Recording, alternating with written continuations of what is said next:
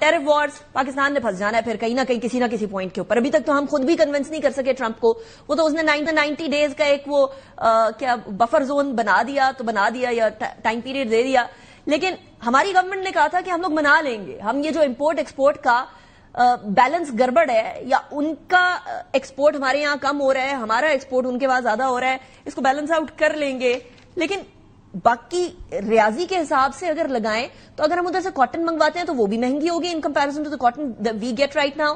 Oil منگوائیں, soybean oil منگوائیں, وہ بھی مہنگا ہوگا in comparison to the palm oil that we get from Malaysia and Indonesia right now. تو کیسے میتھس ہم پورا کریں گے اس میں؟ تو دیکھیں انیکا صاحبہ, دا مین پوائنٹس آر کہ یو ایس یہ چاہ رہا ہے کہ وہ اپنا ٹریڈ ڈیفیسٹ کم کرے, یو ایس یہ چاہ رہا ہے کہ وہ اپنا مالیاتی خسارہ کم کرے, اور یو ایس یہ چاہ رہا ہے کہ وہ جو آف شورنگ آف جابز ہو گئی ہے, یعنی کہ مینوفیکچرنگ کچھ ایسٹیمیٹس کے مطابق 4 سے 10% رہ گئی ہے, اس کو واپس لائے تاکہ بلو کالر جابز جو ہیں وہاں پہ کریٹ ہو سکے. اس سے ایک ڈسرپشن سی آ گئی ہے ورلڈ آرڈر میں. ابھی تو 75 ممالک کے ساتھ وہ نیگوشیشن میں ہے, پر بیسک ٹیرف 10% تک ریز ہو گیا ہے, وچ از دا بیسک ٹیرف, اور چائنا کے ساتھ ایک الگ بات چیت ہے. دیکھیے پاکستان کے لیے سب سے بڑی اپرچونٹی اگر آپ مجھ سے پوچھیں نا تو وہ از دا فالوئنگ, کہ پاکستان ریئلائز کرے کہ ہمیں اپنی ایکسچینج ریٹ پالیسیز, ہمیں اپنی نان ٹیرف بیریئرز, ہمیں اپنی ٹیرف پالیسی اور پیداواری صلاحیت, یہ جب تک ہم ٹھیک نہیں کریں گے, یہ ایک اچھی ٹائم فریم ہے کہ ہم ان کو ٹھیک کرنے کی کوشش کریں. ان دا شارٹ رن جو اپرچونٹی ہے از دا فالوئنگ. پاکستان نے پچھلے سال $700-800 ملین کی کاٹن امپورٹ کی تھی, اس سے پچھلے سال 500 ملین کی. اس سال آپ کو $2 سے $3 ارب کی کاٹن باہر سے منگوانی ہے. کیوں؟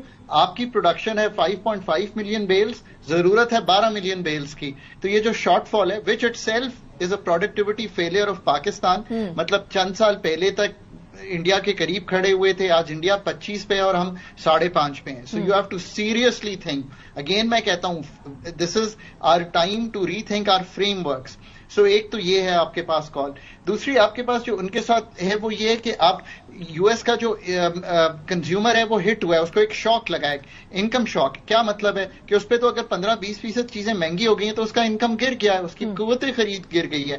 تو آپ جہاں پہ بھی اپنے مارجنز ایڈجسٹ کر سکتے ہیں آپ کو کرنے پڑیں گے. چونکہ ہم کچھ ویلیو ایڈڈ بھی کرتے ہیں, بیڈ ویئر, بیڈ لینن, ہم اس میں بہت بڑا مارجن تو نہیں ہے, پر ان دا شارٹ رن پر ایک ہٹ تو لگے گی آپ کو. اس کا تخمینہ جو ہے آپ 5-5.5 بلین ڈالر کی اگر ایکسپورٹ کرتے ہیں اور 4 بلین اس میں سے ٹیکسٹائل ہے تو $500 ملین کی ہٹ لگ سکتی ہے. پر یہ پھر وہی موقع ہے کہ آپ یو ایس کے ساتھ ایک تو ٹیرف سٹرکچر, آپ ان 75 کنٹریز میں ہوں جو نیگوشیٹ کر رہے ہوں. بہت سے لوگ کہیں گے جی پاکستان کے پاس کیا ہے نیگوشیٹ کرنے کا, ایسی بات نہیں ہے. We always have something to negotiate. لیکن یہاں ڈاکٹر صاحب مسئلہ ایک اور ہے. مسئلہ یہ ہے کہ اس ٹائم پر ہم لوگوں کا سب سے بڑا ٹریڈ پارٹنر بھی یو ایس ہے. اگر ہم ڈائیورسفائی بھی کرنا چاہیں اور اپنے ریجنل پلیئرز کے ساتھ بھی ڈائیورسفائی کرنا چاہیں تو اس کے اندر بھی ہم لوگوں کو ٹائم لگے گا آبویسلی. اور اگر چائنا کے ساتھ کرنا چاہے تو وہ تو آلریڈی پروڈیوسرز ہیں, تو ہم ان کو کیا مٹیریل پرووائڈ کر سکتے ہیں. And at the same time وہ کنٹریز جو آربٹ میں ہیں یو ایس اے کے, اب وہ ظاہر سی بات ہے جو چیزیں شاید چائنا سے منگواتے تھے اس کو کٹ ڈاؤن کرنے کی کوشش کریں because of the U S influence جو کہ ساؤتھ امریکہ کے اندر بالخصوص ہیں. سو وہاں کیا پاکستان ڈائیورسفیکیشن کی طرف جا سکتا ہے یا وہاں کے دروازے بھی فی الحال نہیں کھل سکتے؟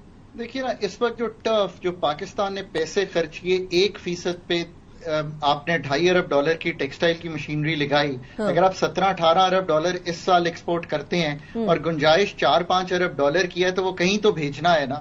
سو اس میں اپنی جو ایفیشنسیز ہیں پرائیویٹ سیکٹر کی وہ ٹھیک کرنی ہے. اور جو آپ نے ابھی کچھ بجلی کی ٹیل وینڈ ملی ہے کہ بجلی آپ کو $7.5 کم ہوئی ہے, سو 11 سینٹ کے قریب بجلی ہے. آپ ریجنلی کچھ وہ بہتر ہوئے ہیں. پھر آپ کا جو ورکر ہے وہ $150 کا ہے پر منتھ. چائنا 400-500 اور یو ایس تو چلیں بالکل ہی ڈفرنٹ بال گیم میں ہے. مطلب جو ایک تحقیق یہ بتاتی ہے کہ جو جین $20 کی ویتنام میں بنتی ہے وہی جین جو ہے یو ایس میں $70 کی بنتی ہے. سو وہ جو آپ کے پاس ایک اپرچونٹی ہے کہ آپ اس کو ایکسپلائٹ کر سکیں. ای یو میرا خیال ہے $12 ارب کی ہماری قریباً ٹریڈ ہو جائے, تو وہ تو ہمارا ابھی بھی بہت بڑا پارٹنر ہے. اس کے اندر ایک اور تھوڑا سا ہم لوگ, کیونکہ ای یو بھی ہو سکتا ہے کہ یو ایس کے ساتھ یو ایس کے اوپر ٹیرف امپوز کر دے ان کیس اگر یہ میٹر سالو نہیں ہوتا ای یو کے ساتھ بھی, تو وہ مارکیٹ بھی ہمارے لیے ایک اچھی جگہ بن سکتی ہے کنسیڈرنگ کہ ادھر بھی ٹریڈ وار سٹارٹ ہونے والی ہے. ڈسپائٹ دا فیکٹ کہ ویسٹ ایک ایلائی ہے, ایک دوسرے کے ساتھ بڑا ساتھ مل کر چلتے ہیں, بہت سارے ممالک نیٹو کے اندر ساتھ ہیں. بٹ آپ کو لگتا ہے کہ کسی طریقے سے وہاں بھی اور اسپیس کریٹ ہو سکتی ہے پاکستان کے لیے بفور انڈیا اینڈ بنگلہ دیش ایکسپلوئٹ؟ دیکھیں نا، یہ بات تو آپ کی درست ہے. اب مطلب اگر ہم اپنے ٹیرفز کو ٹھیک کرنا شروع کریں، ہم اپنے نان ٹیرف بیریئرز ہٹانا شروع کریں، ہم اپنی انڈسٹری کو نا، یہ جو ہم ایک ISI جس کا مطلب ہے امپورٹ سبسٹیٹیوٹنگ انڈسٹریز کے طور پہ چلاتے رہے. اچھا ہوا آپ نے کلیریفائی کر دیا.